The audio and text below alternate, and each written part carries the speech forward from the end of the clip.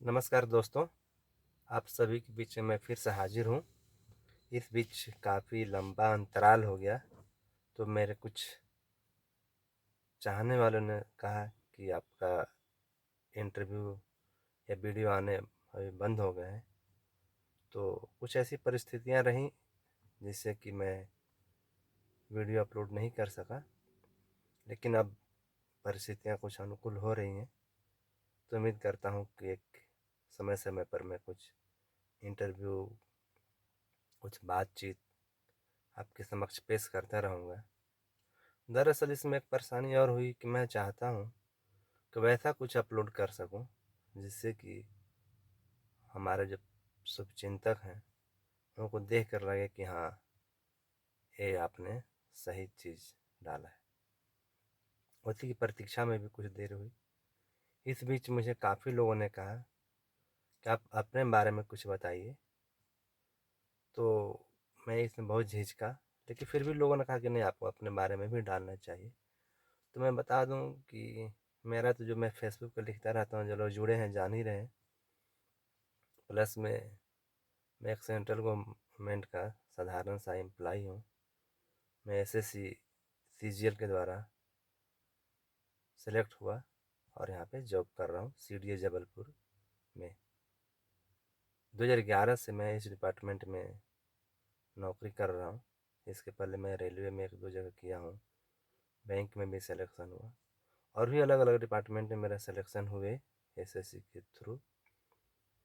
लेकिन मैं फाइनली यहीं रहा। यहाँ आने के बाद भी मुझे कहीं सिलेक्शन हुआ था, लेकिन मुझे जबलपुर अच्छा लगा, डिपार्टमेंट भी अच्छा लगा, तो मैं यहीं रह गया। मेरी यहाँ से पढ़ाई लिखाई की बात है तो जैसे कि मैं अपने पहले वीडियो में बता चुका हूँ कि मेरा घर तीसरी बार पलामू में पड़ता है, झारखंड।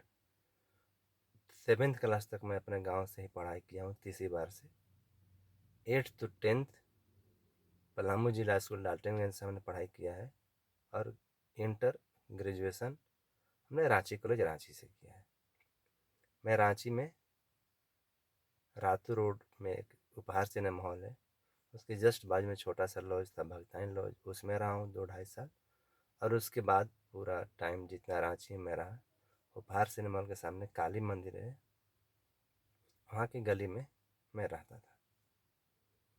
जब फिर मेरा सिलेक्शन हुआ तो जहाँ जहाँ मेरी पोस्टिंग हुई, जैसे रेलवे में कुछ दिन ही रहा, बाकी तो कहीं किया नहीं, फिर यहाँ पे हूँ। मेरी वाइफ भी सेंट्रल गवर्नमेंट में एम्प्लॉई है, वो अभी दिल्ली में पोस्टेड है। 2 बच्चे हैं छोटे छोटे, पढ़ाई कर रहे हैं। बाकी और बताने कुछ है नहीं। मैं बहुत ही साधारण परिवार से बिलोंग्स करता हूँ। जॉब में आने से पहले भैया की जॉब लग चुकी थी, इसलिए मुझे उतना संघर्ष नहीं करना पड़ा जितना भैया को संघर्ष करना पड़ा। और भैया से पहले अंकल की भी सर्विस लग चुकी थी, तो इस तरह से हम लोग, अंकल के बाद संघर्ष कम हुए, भैया आ गए, संघर्ष और कम हुआ, फिर मैं आ गया। लेकिन इससे पहले काफ़ी संघर्ष हम लोगों ने झेला है। और मैं एक बात और बता रहा हूँ कि जो साधारण परिवार से आते हैं वो लोग अपनी विश्वास बनाए रखें, पढ़ाई जारी रखें, सफलता ज़रूर मिलेगी। आर्थिक तंगी से गुजर रहे हैं तो उनके लिए मेरा यही सलाह है कि यदि आप पढ़ाई करते हुए कुछ अर्न करना चाहते हैं तो होम ट्यूशन कीजिए। 2-4 हज़ार रुपये आराम से मिलेंगे आपको। 1-2 घंटा ट्यूशन पढ़ाइए, इससे ज़्यादा कुछ करने की ज़रूरत नहीं है। आप ज़्यादा पढ़ाना शुरू करेंगे कोचिंग में या कहीं भी, तो निश्चित है कि आपका ध्यान बटेगा। जब पैसा आता है ना, तो बहुत मज़ा आने लगता है, फिर बाकी जो एम है वो पीछे रह जाएंगे। तो आपको निश्चित करना है कि आप पैसा कमाना है या सर्विस में आने के लिए आप प्रयास कर रहे हैं, तो सर्विस में ही आना है। एक को जरूरी नहीं है कि आप सर्विस में ही आए। आप ट्यूशन से अगर अच्छे पैसा कमा रहे हैं, कोचिंग से, या जहाँ आप खुश हैं जिस काम से, कोई आपत्ति नहीं है। लेकिन यदि आप तैयारी कर रहे हैं, आप लगता है कि हमको नौकरी ही करना है, तो फिर थोड़ा सा आपको इस तरफ ध्यान देना होगा, कंटिन्यू मेहनत करना होगा। और मुझे लगता है कि सबसे बेस्ट बात, बेस्ट गुरु कोई है तो आप खुद हैं। मोटिवेशन देंगे, कोई समझाएंगे, उससे बहुत फ़ायदा नहीं होने वाला है जब तक कि आप खुद नहीं पढ़ते हैं। प्रैक्टिस सेट बनाइए, बार बार बनाइए, रिवीजन सेट कीजिए, जो पहले के जितने क्वेश्चंस आए हुए हैं ना उसको सोल्व कीजिए, और एक फिक्स टाइम में कीजिए जितना टाइम एग्ज़ाम में मिलता है। आप एक क्वेश्चन पेपर लेकर बैठते हैं तो रूम बंद कीजिए और उतना ही टाइम में सोल्व कीजिए जितने टाइम में आपको एग्ज़ाम में मिलता है। तो और फिर उसको क्रॉस चेक कीजिए, तब एग्जैक्टली पता चलेगा कि आप उतना टाइम में कितना क्वेश्चन सोल्व कर पा रहे हैं।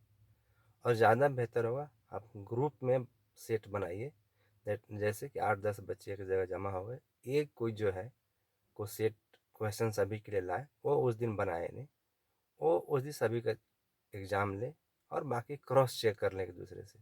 फिर नेक्स्ट डे या नेक्स्ट वीक जैसा भी आपका दूसरा क्वेश्चन लाए और सभी लोग बनाए। हम लोग यही करते थे रांची में, क्विज में भी मैं जाता था। मैं स्पेशली कहीं रेलवे एसएससी की कोचिंग नहीं किया हूँ। जो भी मैं अचीव किया हूँ वो क्विज से ही है। जब हम लोग रांची में रहते थे तो एक क्विज चलता था हम लोग का, उसे प्रबोधिनी मंच नाम से भी जानते थे हम लोग। प्लस सेट्स भी हमारे सीनियर थे, साथ वाले थे, वहाँ पे जाकर हम लोग सेट बनाते थे। पढ़ाई में मैं अति साधारण था, पढ़ाई में मेरा मन नहीं लगता था, बावजूद आज जो कुछ भी छोटी मोटी नौकरी में हूँ उस पढ़ाई की बदौलत ही हूँ। मुझे पता है कि आप जो लोग देख रहे हैं हमसे काफ़ी अच्छी पोजीशन में हैं और आप काफ़ी ऊंचाई पे जा सकते हैं। बस धैर्य बनाए रखना है, पढ़ाई से मुंह नहीं मोड़ना है। जैसे खाना ज़रूरी है, घूमना ज़रूरी है, उसी तरह से किसी भी परिस्थिति में आपको पढ़ना ज़रूरी है। आप रांची रह रहे हैं, पटना रह रहे हैं, तीसीबाग रह रहे हैं, जबलपुर रह रहे हैं, कहीं भी रह रहे हैं, आपका मुख्य ध्येय होना चाहिए कि 1-2 प्रैक्टिस सेट बना लें, या जो पढ़ाई करना है वो कर लें, तो फिर निश्चित रूप से सफलता मिलेगी। ऐसा नहीं, देखिए कोई दुकान चलाता है, कोई ठेला चलाता है, कोई नौकरी करता है, तो उसके यहाँ कुछ भी खुशी हो दुख हो वो अपना स्कूल अपना दुकान में जाता है, वो ऑफिस जाता है वो। तो इसी तरह से पढ़ाई में भी है कि आप कहीं गए हैं तो उसको जारी रखिए, सफलता निश्चित रूप से मिलेगी।